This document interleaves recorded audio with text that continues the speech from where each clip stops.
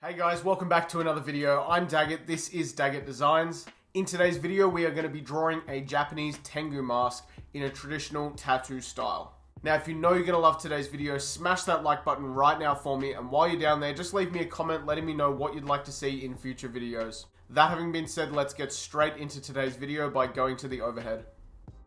Alright guys, welcome back to the table. So we're starting off with some sketch paper, a pencil for sketching, an eraser, and I've got a sharpener to keep a fine point on my pencil. Now, in today's video, we're going to be drawing Tengu in the more humanoid version. There's two different versions of him that are commonly depicted. There is the more humanoid version, and then there is the more animalistic or creature version. This sort of combines a crow or a bird with a monkey. However, today we're drawing the more humanistic appearance mask for a Tengu.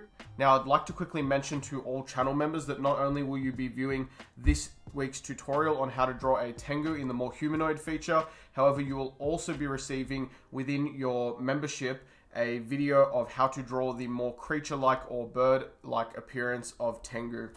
Alright, so we're going to start off with our sketch paper here, and I'm just going to draw in a circle, like so. Now, once I've got a circle where I'd like it to be, I want to have this slightly looking up or angled up slightly. I'm going to draw in a center line by bringing a curve that follows around the front of my circle like this. It should follow the general shape and contour of your circle. So I don't want to see any straight lines through the middle of the circle. You want to follow the shape around like this. Now at this point, there's going to be a cross section here, and this is actually the side plane of our head. So I'm going to cut that off by drawing in a circle or an oval, almost as though you sliced off the side of our circle. And on the other side, you'd see that slightly as well. So just cutting off the very edge of our circle there to sort of flatten out this edge. And that becomes quite important when structuring that side of our face. Now I'm going to bring a line straight through my circle like this, and it's going to wrap the front of the face like this, following the contour of our circle again. So that should actually cut back like that. It's going to be a line that drops straight down as well. This is just to give us the angle of the head. I'm going to draw a second line below this, just keeping parallel with that one. This is going to give us a rough space for our eyes to sit. Now below our big circle and slightly in front of our center line, I want to drop in an oval shape, kind of like this. It's just going to give me a rough spot for the bottom jaw or the start of the chin there. To link that back into the face, I'm just going to turn my page, and I'm going to bring a line up towards the face like this, and then I'll bring another line out from there. And I might bring that up and around to that first line. So that should come around like that. Now for putting in the general placement for our ear, I like to use this back quarter of our oval here. So this is the oval here. I like to use this back quarter and start in the very center, and I'll come up and back, out, down and back in. And then I like to have really long earlobes on some of these guys, so I'll bring that all the way down to just underneath the back of the jaw there. And that's going to give us our ear shape. So as you can see, it mostly occupies this bottom quarter of our oval, and it cuts into the top one, the top left quarter of that oval a little bit for the ear shape. Alright, next from here we're going to be dropping in the eyes. So I'm just going to drop in a pretty large oval shape right here. So I guess that's nearly dead center in the between these two lines. And then on the other side of our center line, I'm going to drop in another oval, and that should come and touch the center line just slightly. Now at this point, we're drawing in the most important distinguishing feature of our Tengu, and that is his giant nose. They have a very long nose. So we're going to start at the point at which the bottom of the eye line and the center line intersect, and I'm pretty much going to come out of there, and I'm going to go forward, and I'm going to curve under slightly and then come up, and then I'm going to bring that down, having a nice big sort of tip on there, and then bringing that back like this. Now, if you look at any classical depiction of Tengu, they have a very, very big nose. Now, coming back towards here to put in a space for our nostril, I'm just going to drop in an oval towards the end of our nose shape there, and that line will just curve back in like that. Alright, so starting to look at some of the details. I'm going to start by dropping in some pupils here. So just dropping in a larger circle and then a smaller circle. And I'll do the same for the other eye, making sure that they're looking off into roughly the same direction.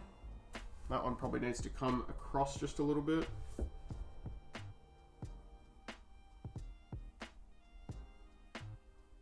Okay, now from here we're dropping in the eyebrow shapes. So this is going to be similar to drawing an oni. We're going to bring a little curve down around and in front of the eye, and then curve that back up. And then we're going to come from that curve down, back, and around like this. Okay, now coming towards the center here, I'm pretty much going to bring a curve forward, down, and back around like that. And then for this outside eye, we're just going to copy what we did over here. So coming out and up, and then up again like that. Now for drawing in the bridge of the nose, I'm just going to add in a little curve like this. That's going to help connect up the nose and sort of look like bunched up flesh a little bit there. You can bring your nose curve straight out of that and just strengthen up your line. And then as we come back, I want to turn this bottom bit into a nostril by bringing the line around and creating a loop. And then you can double up on your nostril shape at the back here. Now to complete the eyes here, I'm going to bring a line down from just behind our eye. That's going to come up and then down. And then you can strengthen up the front and back end of your eye. I like to double up the line at the back of the eye there, just for a bit of added detail. And for the other side, I'm going to follow our line around for the shape of our eye, like this. And then I'll come out and back in for a cheekbone there. Okay, we're now following this line that we drew down, imagining it goes just behind the nostril there, and it's going to emerge from underneath it, coming back up towards the oval at the back here. And then just looping back and forward a little bit. And that's going to give us our cheek shape there. Okay, now at this point what I like to do is drop a line down from where I imagine the bottom of the nose sort of center would be, like this. I'll curve a line back up towards the outside of the face there, and I'll curve a line towards our cheek there. And that's going to give us a top lip. You can actually add in a lip shape or like an M shape to the center there to give you an actual lip to work with. And then I'm going to add in like these mustache hairs that come around here. So they're going to start from underneath the base of our cheek. And I'll just turn my page a little bit. And you're basically going to whip your lines, you know, applying a bit of pressure. And then just pulling towards yourself to whip those lines out. And I'll bring that pretty much all the way around to where our mouth starts, or where the top lip starts there. And that's going to give you the sort of mustache shape. Now at this point we're using the same technique to draw in our big bushy eyebrows. Tengu is generally depicted as having these big bushy eyebrows. So following our little eyebrow shape around, I'm going to come up and back down to create this jelly bean shape. And I'm going to do that on the other side. Now you want to do this lightly because these are just guidelines for your eyebrow hairs there. And then you're going to do the exact same thing that you did with your mustache hairs here. Whipping your lines in to create your eyebrow shape. Following the shape of your jelly bean up and around. Now from here it's time to draw in our bottom jaw here. I think what I want to do is start by drawing in the mouth, and at this point I want to move the chin up a little bit because it's a little bit too low for where I'd like it to sit. So I'm just going to move that up slightly. You can just reattach things, and this is how we sort of correct mistakes as we go. Now I'm going to start by dropping a line down and then following the shape of my oval, like that. So there should be this little dip at first. And at that point you can drop in some teeth. Now I like to put in, you know, sort of a mix of teeth. I'll put in a sharp tooth towards the end here that's sort of going to be obscured by our mustache. Or you could sort of show it a bit more if you want to. And then you can drop in your flat teeth along the bottom here. And as you get to the outside, you can put in another sharper tooth if you'd like that. And then for the top jaw, of course, you can also throw in teeth. In this case, I'm just going to do some flat teeth. Now to make a lip for this guy, you're going to double up on that curved line that we just did. So coming out, up, back out and around the outside tooth there. I like to make the part of the lip that's around the big tooth a little bit wider and then have it taper to a bit of a skinnier line when you get to the center there. Now for drawing in our chin shape, I want to have a little bit of a beard that goes along each edge of the chin. So I'm going to start by drawing in basically those same little hairs that we used for the eyebrows and for the whiskers or the mustache area there. I'm going to come around the chin like this, all the way up to the lip, coming around in that direction. And then I'm going to bring a line that comes out. It's going to follow the shape of my oval. It's going to dip back in and then into the lip. So we've got this nice chin shape like this. And then you can add in a little light oval around this side or a light semicircle. And then you can follow that around to create your hairs on the other side. Alright, at this point we're just going to drop in the rest of our jaw here, including back of the cheek. So I'll bring a line around and forward, pretty much following our guide. And then I'll use that secondary line underneath it to just drop forward, so there's a slight overlap in our in the back of the jaw area here. Now from here we need to draw in our ear shape. So I'm going to start basically by strengthening the shape that we already laid down for our ear, just by darkening that line. And then in the center of the ear, starting sort of in the middle of the earlobe area here, I'm going to start a little thick line, and that's going to run up and then follow the shape of the ear, almost doubling up on it, but keeping it quite wide. So the space between this line and this line runs quite wide around there. That's going to be the ear shape, and I'm keeping it nice and simple like that. Of course, if you're doing a Tengu mask, you can go ahead and add ropes and stuff to it if you'd like to. That's going to be completely optional.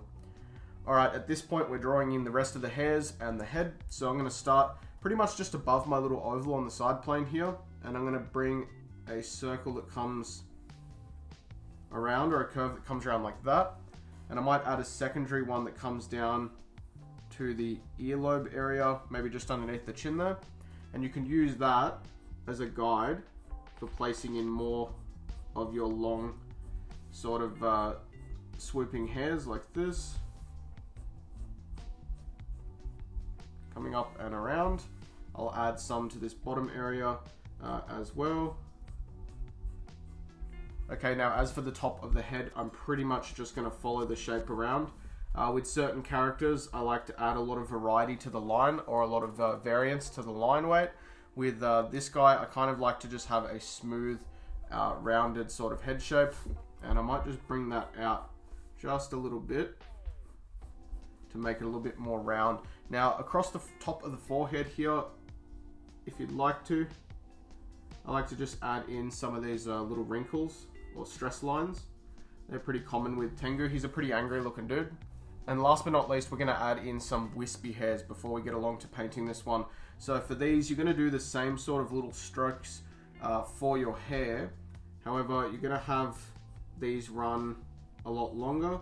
And at one point, you're going to switch to S curves to start bringing the hairs around like this. So we start off as little strokes, come into big S curves, and then back into little curve strokes. And that makes the hair look long and sort of wispy. And I have one more little tuft of hair coming towards the front of the head here. Again, utilizing those S curves to give us that hair look, and then flicking as we come back. That's going to give us some more of that sort of wispy hair.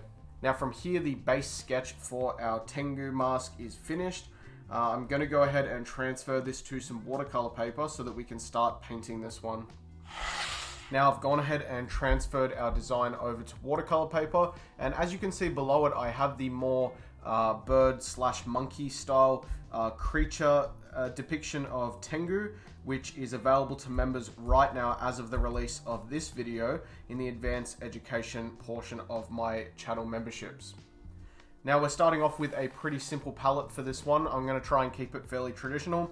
So I've got solid carbon black, I have pyrrole red, I have vivid red orange with a drop of yellow in it to give us a more vibrant orange. I have some phthalo blue and some yellow orange azo. So a very simple color palette for this one. Along with this, I've got two brushes. These are Taklon synthetic brushes, number 5 and number 6, and a glass of water for washing my brushes out. Okay, so as always, we're starting off with our black shading. This is always the way that I pretty much start my painting. So I'm going to come in and start off with some of my carbon black, and I'm going to go inside the back of the mouth here with some carbon black. And I'll take a bit of water on my blending brush and gently blend that forward through to a grey. This will darken up the inside portion of the mouth there. We'll layer some color over the top of that later on. I'm also going to spin this guy around and apply a little bit of black on the inside of the ear. And again, just blend that out, feathering the black out and then blending it down to a grey. That's going to help darken up the inside of the ear a little bit when we add our shading. And you can of course go ahead and add in some shading to the different detail areas. So coming underneath this brow area at the top here, you can add in a little bit of black. Feather out the edge and then blend out and forward. That'll add a bit of darkness to the underside of that brow. And I'll do the same thing actually from the base of the eye there. I always like the inside areas closest to the eye to be nice and dark. That makes them sort of pushed back a little bit, and to me just gives it a nicer look. Just turning my page around now and coming in with a bit of black from behind our eye as well. Now this is going to depend how sunken in you want the eyes to look, but you've got a pretty prominent brow there, so they're going to be pushed back a fair bit. Now I'm going to step a little bit away from a traditional style a little bit here, and I'm just going to add a little bit of black shading towards the back of the head, and I'm going to leave a little skin break along the actual line there before the black, just to help break things up a little bit. And then I'll take a bit of my water here, I'll blend that out or feather it out and then blend it forward. Now at this point, if you'd really like to, you can go ahead and do a similar thing coming in underneath the base of the cheek here as well. Again, you just want to make sure you're leaving that little skin gap. And I'm not going to put too much black, just a tad. And then come in with my blending brush, feathering that out and blending it across. Alright, we're going to start off with the eyebrow portions for this one. Making sure you leave skin breaks along the front edge of the eyebrow there. On that line. And I'm only going to do a little bit of red because obviously we've got that white eyebrow coming down on top of it. And then I'm going to gently feather that out and blend it back. And I just don't want to blend that too high because I want to avoid messing up that nice whiteness of the eyebrow there. Now for certain areas of this, you're going to do solid red, just leaving skin breaks along your main lines. So like that center portion of the nose there, I did a skin break and did the rest of it solid red. Just inside here is going to be completely solid red. Like this. Now for the nose, you're going to basically, you can shade parts of it to give it a highlight. I like to do this more traditional style, so just leaving it solid red with skin breaks. So I'm going to come around the nostril very carefully, leaving a skin break along the top and the bottom line, like that. And I'll bring that red all the way up the nose, making sure to leave a nice big skin gap at the bottom there. I'll come all the way around to the front. Now, this is the point at which you can blend it. If you'd like, you can blend up towards the top of the nose, and that'll give you a slightly more natural highlight heading towards the top of the nose. But I like to just do solid red for these guys. Now for the outside of the cheek, I'm bringing some red out. Again, leaving a skin break along the outside edge of that cheek and bringing it right to the line underneath the eye there. For the little mouth portion on the inside there, it's going to be pretty much solid red. I might leave a little skin break just before the lips. And just come down from inside the nose to fill that in. Okay, painting in the top portion of the head here. Painting this little rounded portion of brow, leaving a skin break along the front of it there. Just like that.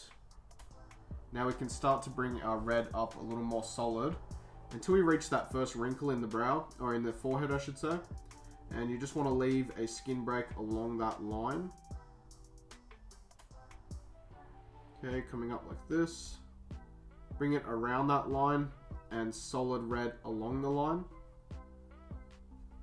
And then as you bring it up to the next one, again, just adding in a little skin break before touching onto that line.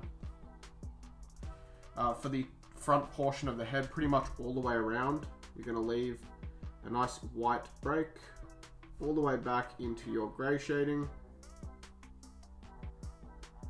Like this.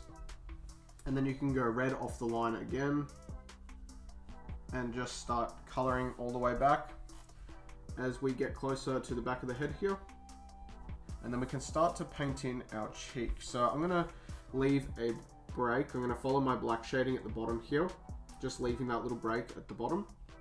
I'll come up towards the top and I want to leave a break along that top line, just like that. So the top line of the cheek is going to have a break along it, and then you're just going to follow your black and grey shading around until you meet your mustache hairs. Continue that red up and around the back of the eye to the eyebrow. And from this point, I will continue that red around like this. Now, once we reach this point where it blends into the hair section, just a bit of water and blend that red out softly. Continuing that red from the cheek, we're going to come down the back of the jaw here. And again, you're doing the same technique, you're just leaving breaks along your main lines here. And then I'll come around into the chin here. And I'm going to come straight down from the lip, leaving no gap. And I'll leave a gap along my little chin lines that I drew in there. Okay, like this. And I'll just bring that down for now and blend out the red into my beard hairs here. Again, just softening and feathering out that red, not really blending it through. Coming up the inside of our lines, we can do solid red like this, and making sure we leave a break along the chin line there. Now you're also going to want to paint your ear, and I'm just using that same method. I'm leaving skin breaks along both the outside and the inside line of my ear. Now it can certainly take practice to try and keep your break width consistent. I know I don't always do it. It does take some practice. At the bottom here, I come straight to that line, by the way. Straight to that line because it's going to have a skin break on the other side, like so. And then you can bring that red all the way down and just leave a little break towards the bottom there. Now, once you've done all of your reds, go ahead and wash your brush out, and we're going to go into our blue color now.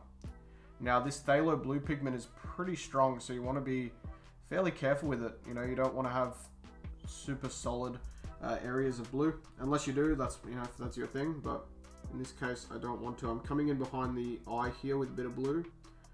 And then I'm actually going to add a line of blue at the back of the eye, making sure to leave a gap and following the round contour of the eye.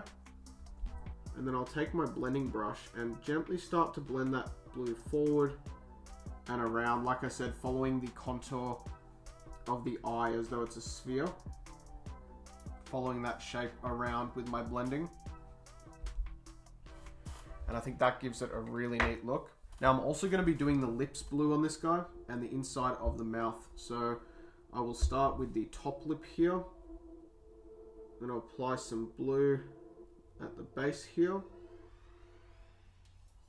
Bring it up, and I'm just leaving a skin break along that top line of blue there. Of the lip there. Just like that. Inside of the mouth, just going straight over the top of your black and your grey shading with your blue there. And for your bottom lip, following the double line, leaving a skin break on the top and the bottom of your line. Alright, now I've just washed my brush out. I'm going into my yellow orange azo, and I'm going to go ahead and paint in the teeth. And you can of course do some fancy blending and shading on these if you'd like. I'm doing them solid yellow orange azo here. Alright, now a little bonus for you. I added in a whole bunch of maple leaves to this design so that we can bring it together and make an actual flash shade out of it. So I'm going in with my vivid red orange mixed with yellow orange azo, which creates a really nice vibrant orange. And I'm going to go in from the ends of my maple leaf like this and paint down towards center. And as I get towards the center of the maple leaf, take my blending brush and blend that back to a lighter color. And eventually, by the time it reaches the center, I want it to be white.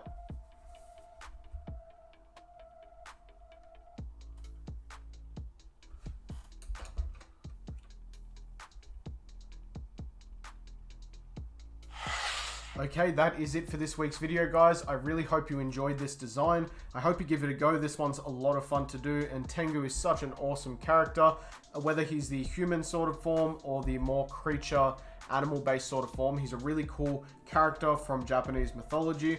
And like I said, if you would like to learn this one, this is available to members. There is a link in the description, and I appreciate the support. Okay, guys, I'll see you next time. Bye-bye.